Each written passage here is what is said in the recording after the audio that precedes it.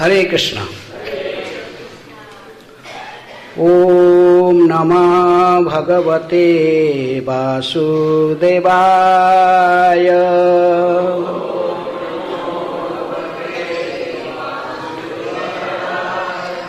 ओम नमः भगवते वासुदेवाय।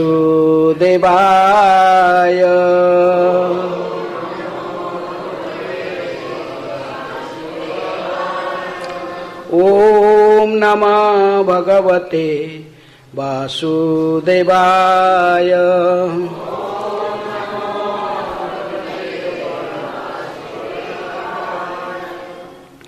नारायणं नमस्कृत्य नरं चैव नरोत्तमं देवीं सरस्वतीं व्यासं ततो जयमुदीरये। नष्टप्रायेषु अभद्रेषु नित्यं भागवत सेवया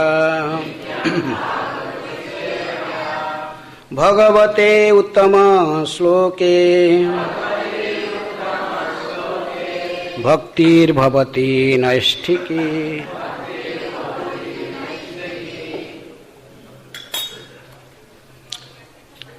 श्रीमद् भागवतम से पाठ, षष्ठ स्कंध, अध्याय 9, वृत्रासुर राक्षस का आविर्भाव। इस अध्याय में आज 38 नंबर श्लोक। स एव हि पुनः सर्ववस्तुनि वस्तु स्वरूप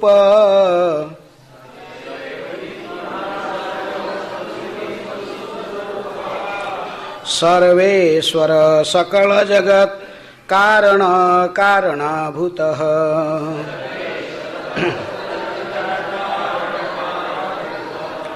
सर्व प्रत्यज्ञा आत्मत्वात् सर्वगुणाभास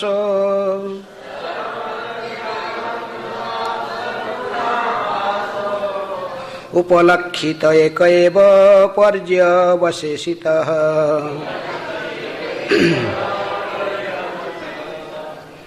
शब्दार्थ। सह बे श्री भगवान एव निसंदेह ही निश्चय ही पुनः फिर सर्व वस्तुनि भौतिक तथा आध्यात्मिक सभी वस्तुओं में वस्तु स्वरूप वस्तु सर्व ईश्वर सभी वस्तुओं के नियंता सकल जगत संपूर्ण ब्रह्मांड में कारण कारण का कारणभूत कारण बनकर सर्व प्रत्येकात्मत्वात् प्रत्येक वस्तु का परमात्मा होने अथवा प्रत्येक वस्तु में यहाँ तक कि परमाणु में भी उपस्थित होने के कारण सर्वगुण प्रकृति के सभी गुणों के प्रभावों का यथा बुद्धि तथा इंद्रियां आभास प्रकाश से उपलक्षित देखा गया एक अकेला एव निसंदेह पर्यवशेषित शेष छूटा हुआ। अनुवाद तात्पर्य कृष्ण कृपा स्मृति अभय चरणारविंद भक्ति वेदांत स्वामी श्रील प्रभुपाद जी के द्वारा अनुवाद। विचार विमर्श से यह देखा जा सकता है कि परमात्मा यद्यपि विभिन्न प्रकार से प्रकट होते हैं किंतु प्रत्येक वस्तु के मूल तत्व वे ही है। संपूर्ण भौतिक शक्ति इस संसार का कारण है किंतु यह शक्ति उन्हीं से उद्भूत है, अतः वे ही समस्त कारणों के कारण है और बुद्धि तथा इंद्रियों के प्रकाशक है। वे प्रत्येक वस्तु में परमात्मा रूप में देखे जाते हैं, उनके बिना प्रत्येक वस्तु मृत हो जाएगी। परमात्मा रूप में आप परम नियंता ही एकमात्र शेष बचे हैं। दोहराइए। विचार विमर्श से यह देखा जा सकता है कि परमात्मा यद्यपि विभिन्न प्रकार से प्रकट होते हैं, किंतु प्रत्येक वस्तु के मूल तत्व वे ही है। संपूर्ण भौतिक शक्ति इस संसार का कारण है, किंतु यह शक्ति उन्हीं से उद्भूत है। अतः वे ही समस्त कारणों के कारण है और बुद्धि तथा इंद्रियों की प्रकाशक है। फिर प्रत्येक वस्तु में परमात्मा रूप में देखे जाते हैं। उनके बिना प्रत्येक वस्तु मृत हो जाएगी। परमात्मा रूप में आप परम नियंता ही एकमात्र शेष बचे हैं। तात्पर्य, सर्व वस्तुनि वस्तु स्वरूप शब्द से सूचित होता है कि परमेश्वर प्रत्येक वस्तु के मूल सिद्धांत है। ब्रह्म संहिता की 5:35 में यह कहा गया है कि एकोप्यसौ रचयितुं जगदंड कोटिं यशक्तिरस्ति जगदंड चयाजदन्तः अंडांतरस्थ परमाणु चयांतरस्थं गोविंदमादि पुरुषं तमहं भजामि। मैं उन श्री भगवान गोविंद की पूजा करता हूँ जो अपने अंश के रूप में ब्रह्मांड तथा प्रत्येक परमाणु में प्रवेश करते हैं और समस्त भौतिक सृष्टि में अपनी अनंत शक्ति को प्रकट करते हैं। भगवान परमात्मा रूप अपने एक ही अंश अंतर्यामी द्वारा अनंत ब्रह्मांड में व्याप्त है। वे प्रत्यक अर्थात अंतर्यामी हैं। भगवद गीता की 13:3 में भगवान कहते कि क्षेत्रज्ञ चापि मांग विद्धि सर्व क्षेत्रेषु भारत। हे भरतवंशी, तुम जानो कि मैं सभी देहों को जानने वाला क्षेत्रज्ञ भी हूँ। क्योंकि भगवान परमात्मा है, अतः वे प्रत्येक जीव के यहाँ तक कि परमाणु के भी मूल तत्व है। अंडांतरस्थ परमाणु चयांतरस्थम, वे ही असली सत्य है। बुद्धि की विभिन्न अवस्थाओं से मनुष्य प्रत्येक वस्तु में परमेश्वर की उपस्थिति के उनकी शक्ति के प्राकट्य से जान पाता है। यह संपूर्ण ब्रह्मांड 3 गुणों से व्याप्त है और मनुष्य अपने भौतिक प्रकृति के गुणों के अनुसार ही उनके अस्तित्व को समझ सकता है। हरे कृष्ण। ओम अज्ञानातिमिरन्धस्य ज्ञानाञ्जनशलाकया चक्षुरुन्मीलितं येन तस्मै श्रीगुरुवे नमः। श्रीचैतन्यमनोभीष्टं स्थापितं येन भूतले स्वयं रूप कदा मह्यं ददाति स्वपदान्तिकं। वन्देऽहं श्रीगुरुः श्रीयुतापदकमलं श्रीगुरून् वैष्णवांश्च श्रीरूपं साग्रजातं सहगण रघुनाथानितं तं सजीवं साद्वैतं सावधूतं परिजनसहितं कृष्ण चैतन्यदेवं श्रीराधा कृष्ण पदान् सहगण ललिता श्रीविशाखानितांश्च। नमो ओं विष्णुपादाय कृष्णप्रेष्ठाय भूतले श्रीमते भक्तिवेदांत स्वामिनिति नामिने। नमस्ते सारस्वते देवे गौरवाणी प्रचारिणे निर्विशेष शून्यवादी पाश्चात्य देशतारिणे। नमो महावदान्याय कृष्ण प्रेम प्रदायते कृष्णाय कृष्ण चैतन्य नामिने गौरतिशै नमः।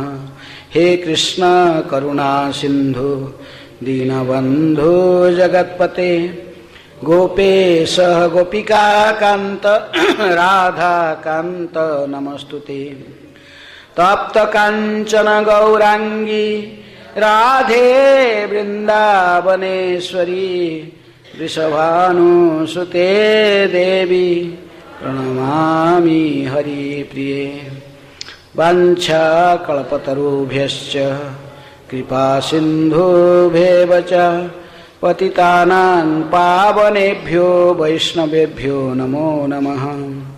श्री कृष्ण चैतन्य प्रभु नित्यानंद श्री अद्वैत गदाधर शिवासादि गौरभक्त वृंद। हरे कृष्ण कृष्ण कृष्ण हरे हरे, हरे राम राम राम हरे हरे। स एव हि पुनः सर्ववस्तुनि वस्तुस्वरूप सर्वेश्वर सकल जगत कारण कारणभूतः सर्व प्रत्यगात्मा त्वात् सर्वगुणाभास उपलक्षित एक एव पर्यवसितः। विचार विमर्श से यह देखा जा सकता है कि परमात्मा यद्यपि विभिन्न प्रकार से प्रकट होते हैं किंतु प्रत्येक वस्तु के मूल तत्व वे ही है।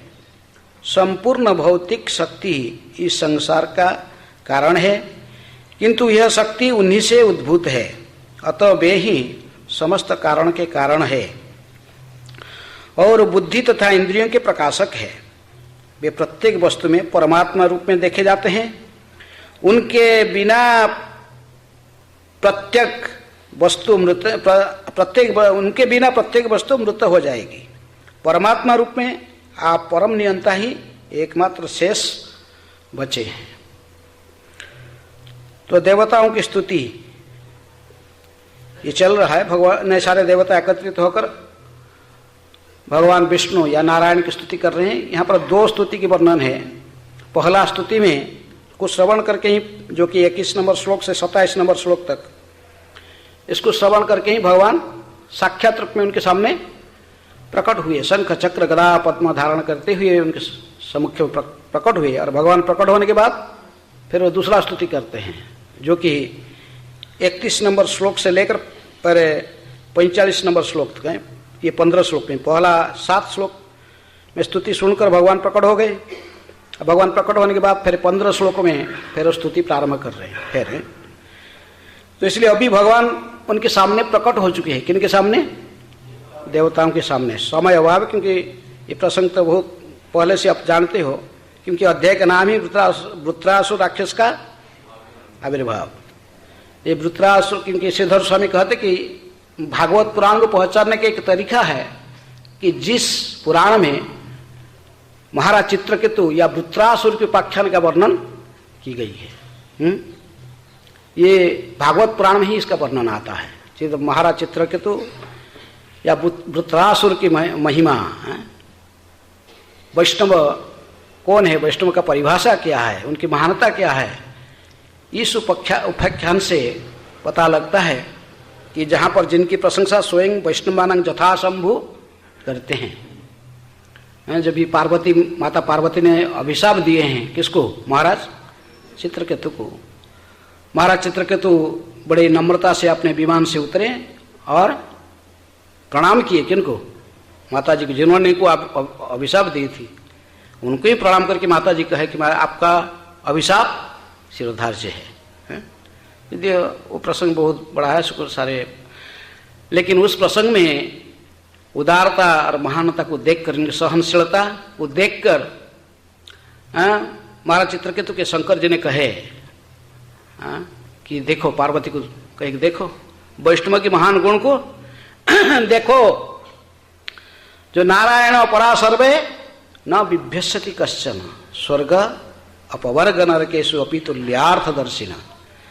जो भगवान नारायण की भक्ति करते हैं किसी भी स्थिति में वो विचलित नहीं होते हैं, चाहे उनको स्वर्ग में रखा जाए व मुक्ति आध्यात्मिक जगत में कि मुक्ति भी प्राप्त हो जाए, व नरक में इनको भेज दिया जाए, किसी भी स्थिति में वो विचलित रहते हैं, विचलित नहीं होते हैं। क्योंकि सर्वत्र किसी भी स्थिति में सदा भगवान नारायण के चिंतन में रहते हैं। नारायण परा सर्वे न बिभ्यस्यति कश्चन है, स्वर्ग अपवर्ग नरक है, तीनों को समान दृष्टि में देखते हैं। तो इसलिए पिछले श्लोक में भी कहा गया कि जो महान वैष्णव होते हैं भगवान इनको सही मार्ग का दिग्दर्शन करते हैं और रसी को ही सही रसी के रूप में ही देखते हैं। लेकिन जो वैष्णव नहीं है, भगवान के शरणागत नहीं है, और रसी को क्या ज्ञान करते हैं? सर्प का ज्ञान करते हैं, क्योंकि भगवान ने इनको सही ज्ञान नहीं दिए, इसलिए वो भ्रमित होते हैं। लेकिन भगवान किसको ज्ञान देते हैं? किसको भगवान ने सही ज्ञान देते हैं? जो उनके शरण में आते हैं। तो इसलिए इस श्लोक में, इसका आगे श्लोक जो 38 नंबर श्लोक में आगे देवता लोग ने कह रहे कि स वही पुनः सर्व वस्तुनि वस्तु स्वरूप है, कि प्रकृति में सह अर्थात भगवान निसंदेह है और समस्त कारण के कारण है, निश्चय ही सर्व वस्तुनि वस्तु स्वरूप, भौतिक तथा आध्यात्मिक सभी वस्तुओं में वही कारण रूप है। कौन है? उन्हीं की उपस्थिति के कारण सारे संपूर्ण ब्रह्मांड सृष्टि हुई और अभी पालन हुआ, रुका हुआ है और अंत में विनाश भी होता है।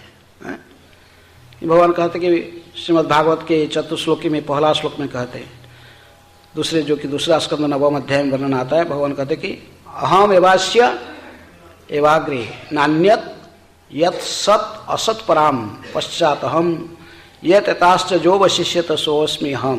भगवान कहते कि जब कुछ भी नहीं था, सत असत, तो सबकी प्रारंभ में मैं ही था, मेरे से ही सब कुछ उद्भूत हुआ है। भगवद गीता भी ऐसे भगवान कहते कि अहं सर्वस्य प्रभव मतः सर्वं प्रवर्तते, मैं ही सभी कारण के कारण सब कुछ मेरे से उद्भूत हुआ। इसलिए जो कुछ भी हम देखते हैं सभी भगवान का ही, भगवान से ही प्रकट हुआ है। इसलिए कहते कि सर्व वस्तुनि वस्तु स्वरूप है। इसलिए प्रभुपाद जी कहते भौतिक तथा आध्यात्मिक सब, पहला जो सर्व वस्तुनि शब्द यहाँ पर उपयोग की गई, प्रभुपाद जी कहते भौतिक तथा आध्यात्मिक वस्तु सभी में वही वस्तु स्वरूप है, वही प्रकृति में, उन्हीं की उपस्थिति में ही ये सभी का स्थिति है। उन्हीं से ही सब कुछ उद्भूत हुआ है। जब कुछ भी नहीं था वही थे और सभी को पालन करने वाले भी वही हैं, और अंत में जो सब कुछ अंत हो जाता है अंत में वही रहते हैं। तो इसलिए भगवान ही सभी कारण के कारण है। प्रभुपाद जी कहते कि सर्व वस्तुनि वस्तु स्वरूप शब्द से सूचित होता है कि परमेश्वर प्रत्येक वस्तु के मूल सिद्धांत है। इसलिए प्रभुपाद जी ब्रह्म संहिता के श्लोक कोट करके ही इसको प्रमाणित करते हैं। कौन सा श्लोक? एक असौ रचयितुं जगदंड कोटि यशक्तिरस्ति जगदंड चया जदंत अंडांतरस्थं परमाणु जयांतरस्थं गोविंदमादि पुरुषम तमहं भजामि। मैं उन श्री भगवान गोविंद की पूजा करता हूँ जो अपने अंश के रूप में ब्रह्मांड तथा प्रत्येक परमाणु में प्रवेश करते हैं और समस्त भौतिक सृष्टि में अपनी अनंत शक्ति को प्रकट करते हैं। क्योंकि सृष्टि की प्रारंभ कैसे हुई है ना, भगवान स्वयं भगवान श्री कृष्ण से बलराम प्रकट होते हैं, बलराम से फिर इनको मूल संकर्षण भी कहते हैं। उनसे चतुर्भुज जो आते हैं उसमें द्वितीय संकर्षण आते हैं। द्वितीय संकर्षण से ही तीनों पुरुषावतार आते हैं, कारणदकसाई विष्णु, गर्भदकसाई विष्णु और क्षीरदकसाई विष्णु। तो कारणदकसाई विष्णु ही सभी कारण के कारण है। जैसे आप देखते हैं बेलून सभी यहाँ पड़ा हुआ, इसी पर कारणदक सागर में अशेष कोटि ब्रह्मांड ऐसे ही भासते रहते हैं कारणदक सागर में, जो कि भगवान का ही रोमकूप से ही एक ब्रह्मांड प्रकट होते हैं, ऐसे भासते रहते हैं। तो वही फिर भगवान कारणदकसाई विष्णु वही प्रत्येक ब्रह्मांड में फिर किस रूप में प्रवेश करके किस रूप में प्रकट होते हैं? गर्भदकसाई विष्णु के रूप में। यही प्रत्येक ब्रह्मांड में फिर प्रवेश करके ही उस ब्रह्मांड को धारण करके रखते हैं और वो फिर अपने नाभि से किसको उत्पन्न कराते हैं? ब्रह्मा जी को उत्पन्न कराते हैं। ब्रह्मा जी फिर उन्हीं से ही शक्ति प्राप्त करके ही फिर सृष्टि कार्य को आगे बढ़ाते हैं प्रत्येक ब्रह्मांड में। इसलिए कारणोदकशाही विष्णु तो एक ही है, लेकिन गर्भोदकशाही विष्णु अनेक प्रतीत होते हैं प्रत्येक ब्रह्मांड में। और इस प्रकार ब्रह्मा जितनी जितनी गर्भोदकशाही विष्णु इतने भी ब्रह्मा है। प्रत्येक ब्रह्मांड में अलग अलग ब्रह्मा जी है। जैसे द्वारका में भी 4 मुख वाले ब्रह्मा को अनुभव हुआ था, देखे थे कितनी ब्रह्मा है। जितनी भी ब्रह्मा इतनी भी रुद्र है। शंकर जी गुणावतार सो हैं।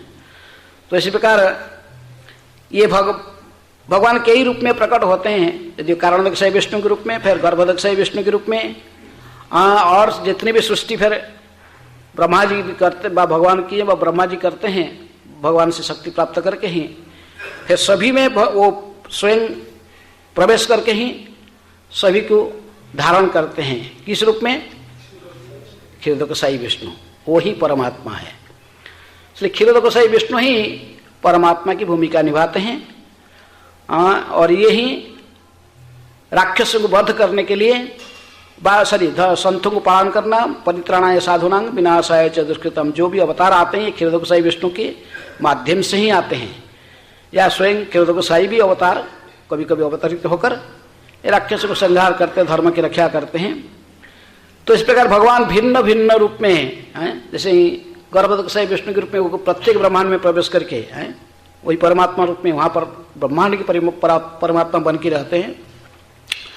इसी प्रकार प्रत्येक जीवात्मा के अन्नांतरस्थ परमाणु चयांतरस्थम, सर्वत्र भी भगवान की स्थिति है और सर्वत्र वो भी परमात्मा की भूमिका निभाते हैं। हमारे मनुष्य शरीर में भी भगवान परमात्मा रूप में निवास करते हैं। अंगुष्ठ प्रमाण की अंगूठे की जितना इतने आकार में भगवान स्थित रहते हैं, वो भी शंख चक्र गदा पद्म धारण करके हृदय में भी निवास करते हैं। परीक्षित महाराज देखे इनको, माँ की गर्भ में देखे, इनको रक्षा करने के लिए किस प्रकार वो घुमा रहे थे अपनी गदा को। तो इसी प्रकार ये सभी सर्वत्र रहते हैं। यद्यपि सर्वत्र ये निवास करते हैं,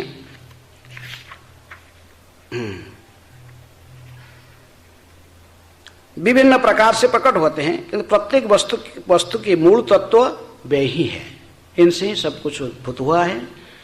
तो तीनों विष्णु में भी कोई अंतर नहीं देखना चाहिए। कारणोदकशाही विष्णु, गर्भोदकशाही विष्णु, क्षीरोदकशाही विष्णु, ये वही विष्णु ही भिन्न रूप से अपने कार्य को निभाते हैं।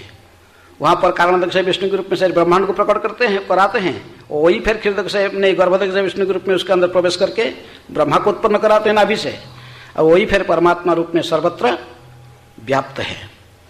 इसलिए इनको ये शब्द यहाँ पर कहते हैं कि प्रभुपाद जी कहते, इसलिए सर्व वस्तुनि वस्तु स्वरूप है। ये सभी वस्तुओं में फिर भी सार वस्तु के रूप में परमात्मा रूप में निवास करते हैं। सर्वेश्वर सकल जगत कारणभूत है, सभी के ईश्वर है। प्रभुपाद जी कहते कि हम तो साधारणतः भौतिक जगत के जो कारण है, भौतिक जगत का सृष्टि स्थिति प्रलय के कारण ब्रह्म संहिता में हमें देखते हैं कि कौन है।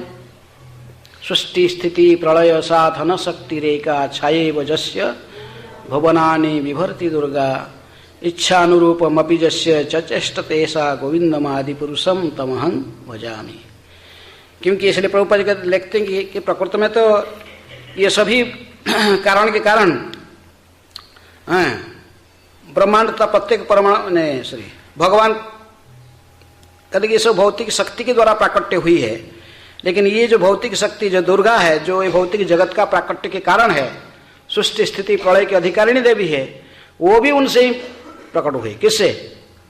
भगवान श्री कृष्ण से। ये भी उनकी शक्ति है, ये भी स्वतंत्र नहीं है।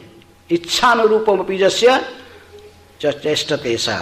भाव गीता में भगवान कहते कि मया अध्यक्षण प्रकृति श्वेत स चराचरम, मेरे अध्यक्षता से ही प्रकृति सब कुछ सृष्टि करती है, जो कार्य करती है, वो स्वतंत्र नहीं है।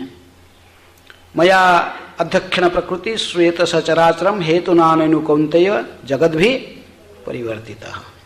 इसलिए प्रभुपाद लिखते भगवान वे प्रत्येक भगवद गीता में 13:3 में भगवान कहते कि क्षेत्रज्ञ चापि मांग विद्धि सर्व क्षेत्रेषु भारत। हे भरतवंशी, तुम जानो कि मैं सभी देहों के जानने वाला हूं, क्षेत्रज्ञ भी हूं।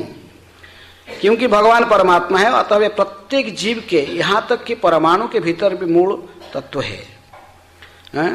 अंडांतरस्थ परमाणु चयांतरस्थ, वे ही असली सत्य है। तो इसलिए श्लोक में जो आगे कहा गया कि सर्वेश्वर सकल जगत कारण कारणभूत है, इसलिए भगवान ही समस्त जगत के कारण है और उनसे ही सब कुछ उद्भूत हुए हैं। जो कि भौतिक जगत का भी हम देख रहे हैं कि बाह्य रूप से हम सोचते कि ये बहिरंग शक्ति के द्वारा परिचालित हो रहा है भौतिक जगत। भगवान कहते कि वो ही मेरा शक्ति है, वो भी भगवान का ही शक्ति है, लेकिन ये भगवान की शक्ति भगवान से ही उत्पन्न हुआ है, ये स्वतंत्र नहीं है। इसलिए सर्व प्रत्येक आत्मत्व, प्रत्येक वस्तु का परमात्मा होने व इसलिए परमात्मा रूप में भगवान भी, वो जो माया देवी है, जो दुर्गा, उसके अंदर में भी परमात्मा रूप में बैठे हुए हैं। कौन? भगवान भी बैठे हुए हैं उनके हृदय में, ब्रह्मा के हृदय में भी, किसी के हृदय में भी स्वयं भगवान परमात्मा रूप में सर्वत्र बैठे हुए हैं, सभी के परमात्मा रूप में है। प्रत्येक वस्तु में परमात्मा के रूप में उनकी उपस्थिति है। इसलिए ये सर्वगुण आभास, प्रकृति के सभी गुणों के प्रभाव का तथा बुद्धि तथा इंद्रियां, ये ही प्रकाश करने वाले हैं। प्रभुपाद जी कहते कि प्रकृति में भगवान को वो ऐसे ही समझता है, वो जिन गुणों के द्वारा स्वयं प्रभावित हो। वो व्यक्ति जिस गुण के द्वारा प्रभावित है, भगवान को इसी रूप में दर्शन करता है, इसी रूप में सोचता है। कोई तमोगुणी है तो उसको भगवान कैसे दर्शन होते हैं? तमोगुणी व्यक्ति कैसे भगवान को दर्शन करेगा? हैं?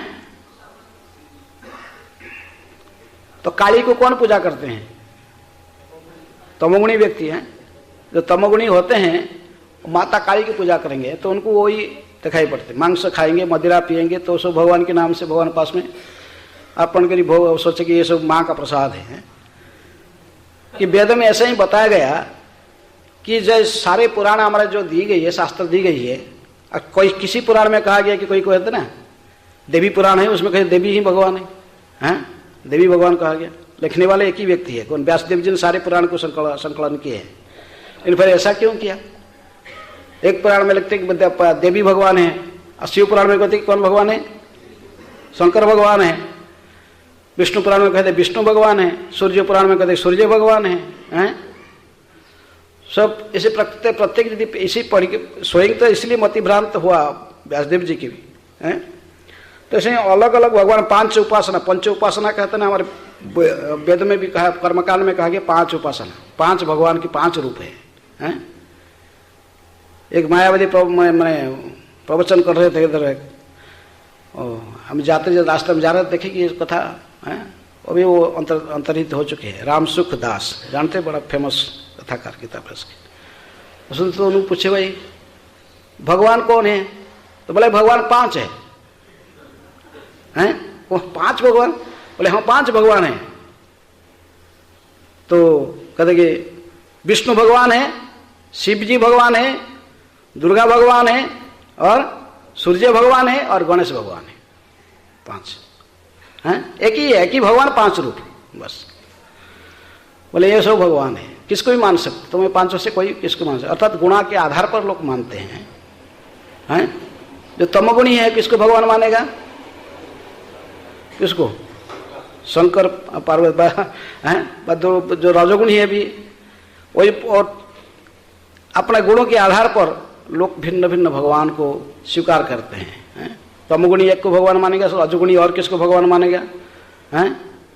क्योंकि कामस्त ही हृत ज्ञाना प्रपद्यन्ते अन्य अन्य देवता। रजोगुण से ही सारे कामनाएं हमारे पास है, काम ऐसे, क्रोध ऐसे, रजोगुण असमत्व ऐसो है। तो इसलिए अपने कामना को पूर्ति करने के लिए लोग अन्य अन्य भगवान में भी शरणागत होते, बोलते ये विष्णु देने वाला नहीं है, ये विष्णु देता नहीं है, बहुत आसान, ये नहीं देने वाला, और सब छीन लेगा और मुख्य देगा, हैं? हमको भी मुख्य नहीं लेना है, अभी पहले से वो इंद्रिय तृप्ति कर ले। इसलिए अन्य अन्य लोगों को अपने गुणों के आधार पर, जिस गुणों के द्वारा जो प्रभावित है उसी के आधार पर भगवान चुनता है, ये मेरा भगवान है, हैं? कोई काली भगवान, किसको दुर्गा भगवान, किसको शंकर भगवान। हिरण्यकशिपु के लिए कौन भगवान है? ब्रह्मा भगवान। ये संसार में यदि कोई व्यक्ति हमारे इंद्रिय तृप्ति के लिए हमको सहायता करता है,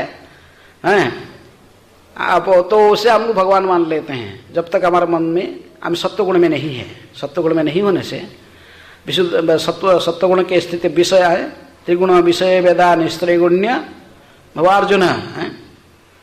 तदा रजस्तम भावा कामो लोभा दयश्चये चितैर अनाविद्ध स्थित सत्वे प्रसिद्धति। रजगुण तमगुण के द्वारा प्रभावित होने से फिर हमें उसी इंद्रिय तृप्ति की इच्छा, काम और लोभ है प्रकट होते हैं। तो इसलिए अन्य अन्य भगवान हम देखते। प्रभुपाद जी कहते कि गीता के तात्पर्य कहते कि प्रकृति में सेकेंड वर्ल्ड वॉर के टाइम में मैं देखा था, कलकत्ता में एक व्यक्ति ने, द्वितीय महासमर चलता था, सभी लोग हिटलर को गाली देते थे, लेकिन वो व्यक्ति ने अपने एक फोटो टांग के रखा हिटलर का। जब स्नान करके आके क्या करता था, किसका आरती करता था? जय हिटलर हरे। हिटलर की आरती करता। भाई क्या है? तो पूछे भाई तू हिटलर की क्यों आरती करता? बोला जो दुनिया जो हुआ मेरे को इसमें क्या लेना देना है, मेरा 5000 का बिजनेस से मैं भी करोड़पति बना इसका कृपा से। किसका कृपा से? कि मेरा सब मनी को ब्लॉक करके, ब्लॉक मनी को ब्लॉक बिजनेस करके मैं करोड़ों रुपया कमाया। तो इसलिए यदि सेकंड वर्ल्ड वॉर नहीं होता तो मैं करोड़पति कहाँ बनता है? तो इसलिए उसके लिए भगवान कौन है? हिटलर। जय हिटलर हरे। तो लोग इसीलिए सोचते गणेश भगवान बाधा विघ्न नष्ट करता है, तो कहते ये भगवान है। कौन? गणेश भगवान है। शिव जी भगवान है, क्योंकि बहुत जल्दी दे देता है, जो मांगो बहुत प्रसन्न हो कि तथास्तु कर, बस भोलानाथ है, बस भगवान है। जब तक हमें ये गुणों के द्वारा प्रभावित होते हैं, तमगुण या रजगुण के द्वारा, फिर हमें अन्य अन्य इस प्रकार भगवान विष्णु को भगवान मानने के लिए तैयार नहीं होते हैं, यदि वो वही सभी कारण के कारण है। ईश्वर परम कृष्ण सच्चिदानंद विग्रह अनादिर आदिर गोविंद सर्व कारण कारण। लेकिन जब तक हम भिन्न भिन्न अन्य अन्य गुणों के द्वारा प्रभावित रहते हैं, फिर हमें भगवान विष्णु को भगवान नहीं मानते। हमारे गुणों के आधार पर फिर हमें अपना भगवान चुन लेते, ये हमारे लिए भगवान है, वो हमारे लिए भगवान है। तो इसलिए कि यदि वो उनके बिना सब कुछ मृत हो जाएंगे, भगवान की उपस्थिति के बिना, लेकिन अज्ञान की वशवर्ती होकर प्रभुपाद जी लिखते हैं तात्पर्य में कि बुद्धि की विभिन्न इसलिए मनुष्य अपने भौतिक प्रकृति के गुणों के अनुसार ही उनके अस्तित्व को समझ सकता है। अपने भौतिक गुणों की प्रकृति के गुणों के अनुसार ही उनके अस्तित्व को भगवान के भिन्न भिन्न रूप से भगवान को देखता है। लेकिन असली है कि भगवान स्वयं श्री कृष्ण है, उनसे ही सब कुछ उद्भूत होता है, उनसे ही ये गुणा जैसे ही तीनों गुणावतार उनसे ही बलराम व शंकरसन नारायण सब उनसे ही उद्भूत हुए। किसे? कृष्ण से ही। वही मूल कारण है। इसलिए भगवान प्रकृति में वही है। सारे वैदिक शास्त्र में सर्वत्र उनकी जसगान की जाती है। गीता में भी बार बार भगवान अपने को भगवान के रूप में डिक्लेयर करते हैं कृष्ण। लेकिन अज्ञान की वशवर्ती होकर गुणों के प्रभाव से आकर व्यक्ति अन्य को भी, अन्य किसी देवता को भी भगवान मान लेता है, जिससे उनके विशेष रूप में जैसे कर्मकांड में पंचोपासना कहा गया है। कोई दुर्गा को भगवान मानता, कोई शिव को भगवान मानता, कोई गणेश को भगवान मानता, कोई जिस ज्यादा रोग व्याधिग्रस्त है वो किसको मानता है? सूर्य भगवान रोग व्याधि को ठीक करते हैं, सारे रोग व्याधि को ठीक करने वाले हैं। गणेश जी बाधा विघ्न से बचाने वाले हैं। और दुर्गा जी क्या करेंगे? जय माता दी। देखें बहुत गाड़ी के पीछे लिखा हुआ जय माता दी, सब भौतिक संपदा देने वाली हैं। और शंकर जी तो जो भी चाहो ले लो, तथास्तु। चाहे गृह इष्ट सब पड़ गया तो तब भी जाओ शंकर के पास, कुछ भी चाहिए शंकर जी बस भोलानाथ है दे देते। तो कुछ लोग शंकर को, लेकिन भगवान विष्णु के पास बहुत कम लोग आते हैं। लेकिन भगवान विष्णु की भक्ति कौन करेगा है? कौन भगवान विष्णु की भक्ति करेगा?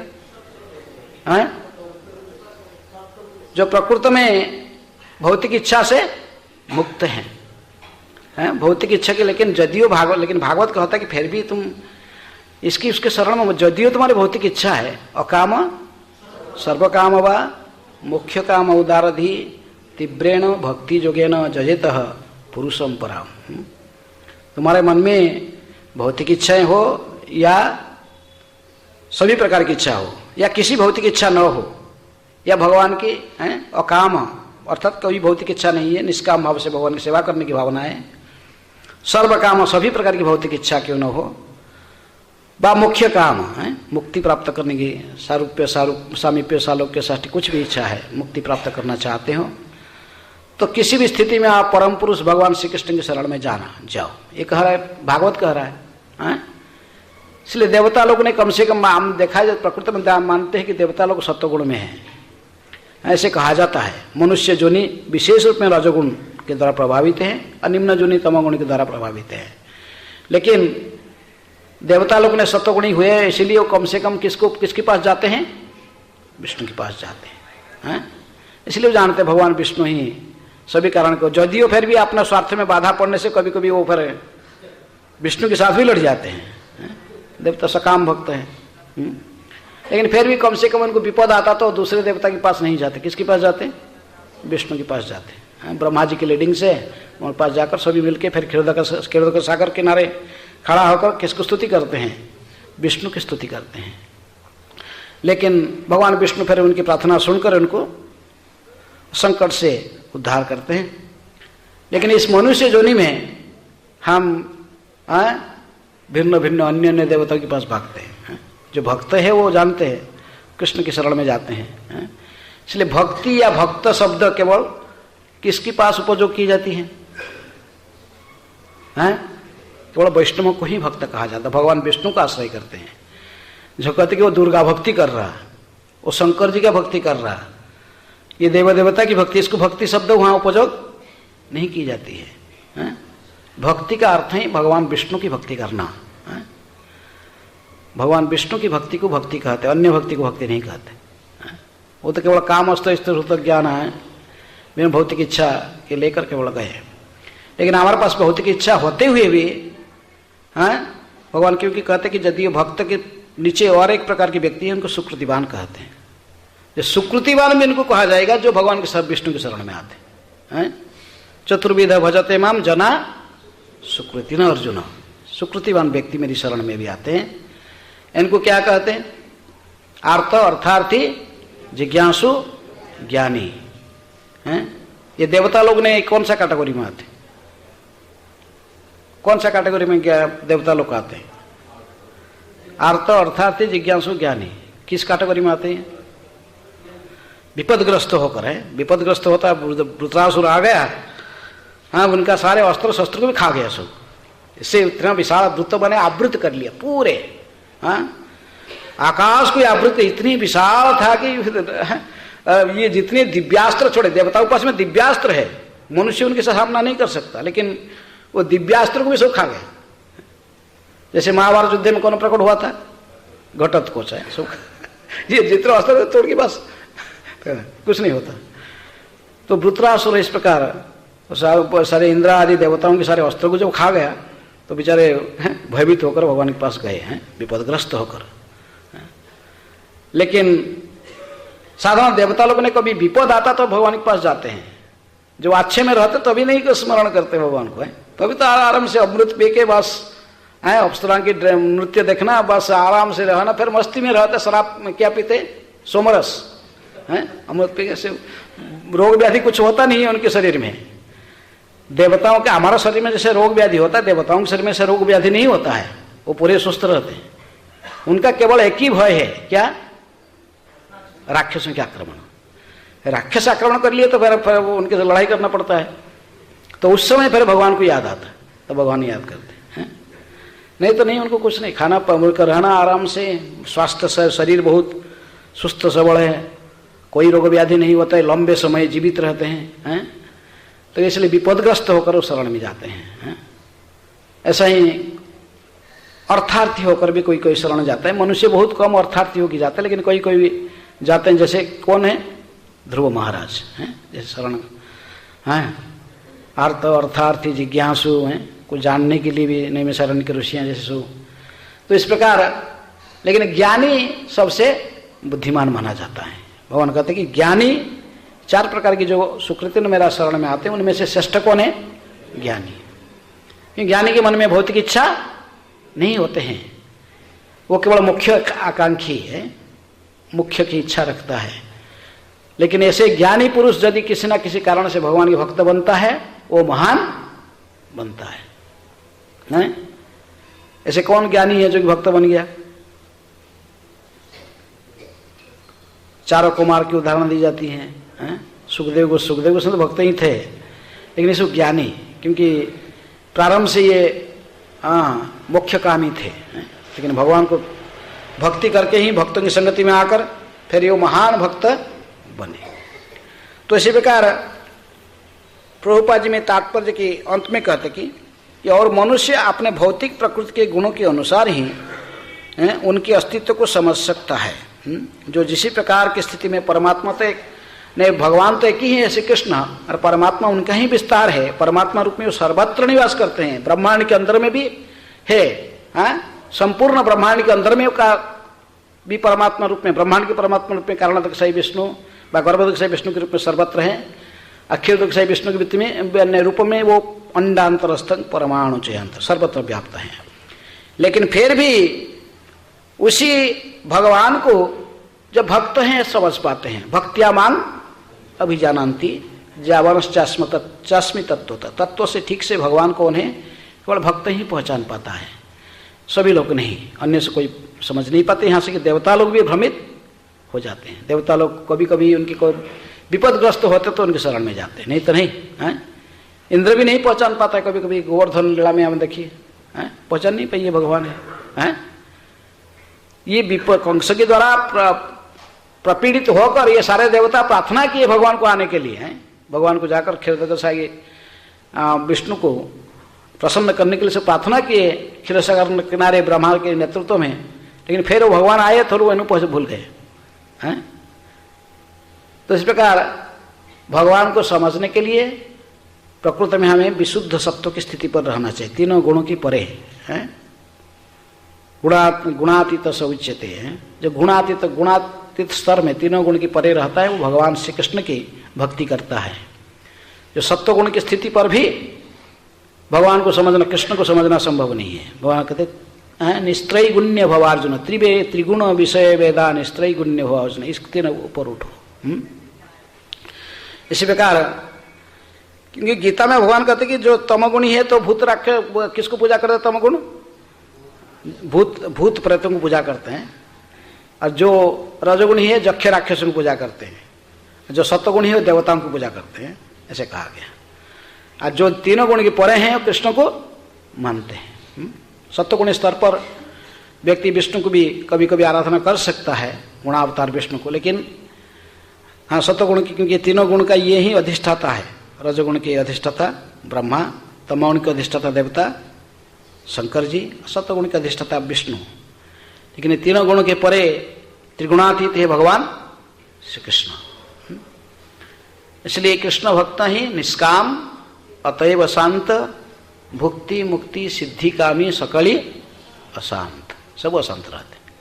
जब तक हम कृष्ण की भक्ति नहीं करेंगे कभी भी हमको प्रकृत शांति व सुख प्राप्त नहीं हो सकता है। बस कम से कम भक्ति की शुरुआत होती है कहाँ से?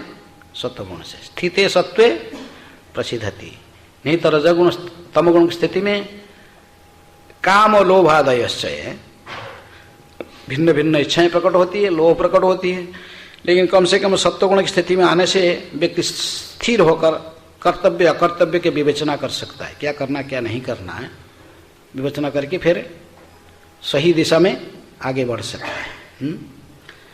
तो इसलिए ये श्लोक में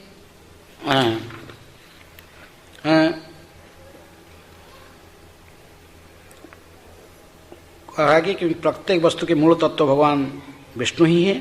संपूर्ण भौतिक शक्ति संसार का कारण, समस्त भौतिक शक्ति संसार का कारण है, किंतु यह भौतिक शक्ति भी उन्हीं से उद्भूत है। अतः वे ही समस्त कारण के कारण, भगवान श्री कृष्ण ही समस्त कारण के कारण है। बुद्धि तथा इंद्रियों की वो प्रकाशक है प्रकृति में, उनसे ही हमें सब कुछ, जो भगवान गीता में इसलिए कहते कि सर्वस्य चाहं श्रुति सन्निविष्टो मत स्मृतिर्ज्ञानम अपोहनम च वेदैश्च सर्वैर अहमेव वेद्यो वेदांत कृत वेद विदेव चाहूं। मैं प्रत्येक हृदय में निवास करता हूं, उनसे ही स्मृति विस्मृति और ज्ञान सब कुछ प्राप्त होता है। मत स्मृतिर्ज्ञानम